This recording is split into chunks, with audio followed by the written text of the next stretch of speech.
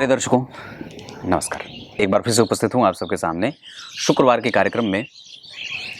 आज जो आपके सामने विषय लेकर के आया हूँ, ये आपकी कुंडली के लग्नेश पे आपका फोकस लेके जाएगा।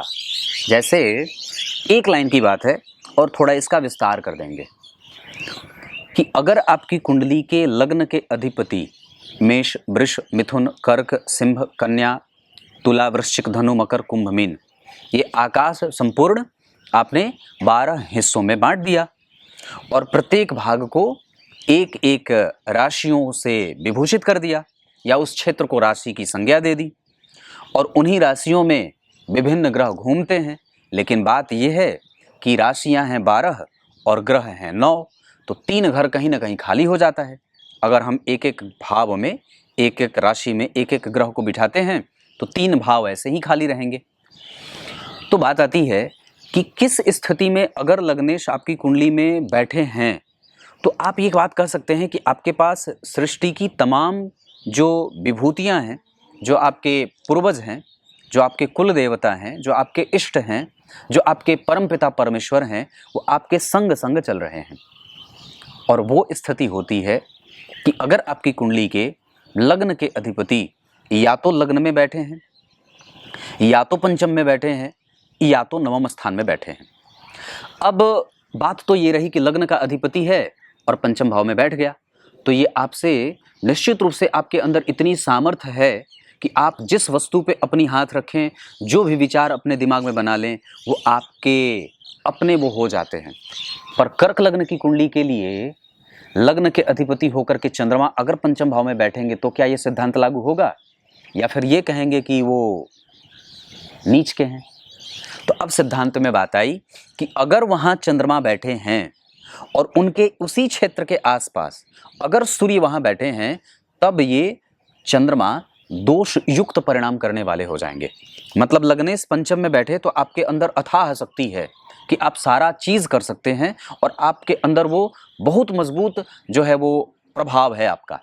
लेकिन अगर वो लग्नेश कोई भी ग्रह बनता हो और अगर पंचम भाव में बैठा है या नवम में बैठा है या लग्न में बैठा है और अस्त हो रहा है, तो इसका अर्थ होगा कि अब वो विकल हो रहे हैं और उनको हमें बल देने की आवश्यकता होगी। अन्यथा अगर आपकी कुंडली के लग्नेश हैं, पंचम में बैठे हैं, लग्न में बैठे हैं और नवम में बैठे हैं और वो अस्त नहीं हो रहे हैं और थोड़े अंश बल से कमजोर भी हैं, तो भी वो आपको सामर्थ्यवान तो बना ही देते हैं। या फिर ये कह सकते हैं कि वो ग्रह जो आपकी कुंडली का लग्नेश है अगर अस्त नहीं है और इन भावों में बैठा है तो निश्चित रूप से आपके अंदर अपार शक्ति है ना। और इसकी तुलना किसी भी प्रकार के राजयोग से करके आप देख लें तो आपको वो विलक्षण बना देता है। ये लक्ष्मी संपन्न योग बन जाए, ये महान राजयोग बन जाए, ये महान विभूति बना दे और व्यक्ति को श्रेष्ठ और सर्वगुण संपन्न बनाता है। पंचम भाव क्या होता है? पंचम भाव विद्या का है, बुद्धि का है, ज्ञान का है, सुख का है, वाणी के सुख का है, पैतृक संपत्ति के सुख का है, आपके विवेक का है, सत्य और असत्य को पहचानने की शक्ति का है, आपके प्राप्त परिणाम का है, आपके मेहनत किए गए मेहनत के द्वारा जो प्राप्त परिणाम आपको मिलता है वो उसका पंचम भाव है। और लग्न आपको कहीं भटकाव दे ही नहीं रहा है, आपका पूरा कंसंट्रेशन आपके साथ खड़ा है। और नवम भाव आपका धर्म है, आपकी उदासीनता नहीं, आपकी उदारता है, आपका ज्ञान, आपका सुख, आपकी संपत्ति, आपकी संपदा, आपका जो संपूर्ण होता है, जहाँ से आपको आपके पितरों का आशीर्वाद मिल जाए, आपके पूर्वजों का आशीर्वाद मिल रहा है, आप धर्म से युक्त हैं, चरित्रवान हैं, ज्ञानी हैं, धार्मिक हैं, दैवज्ञ हैं, गुणी हैं, सुखी हैं, मतिमान हैं। ये सारी चीजें नवम भाव में लग्नेश बैठ करके जातक को दे देते हैं। अब यहाँ पे एक प्रश्न बनता है कि अगर मान लीजिए जन्म कुंडली में लग्नेश अगर नवम भाव में बैठ जाएंगे और अगर अस्त हो जाते हैं सूर्य से, तो क्या वो परिणाम में कमजोर हो जाएंगे? तो एक चीज तो जातक के जीवन में सदैव रहेगी, चाहे वो अस्त ही क्यों ना हो, और वो है उसकी धार्मिकता।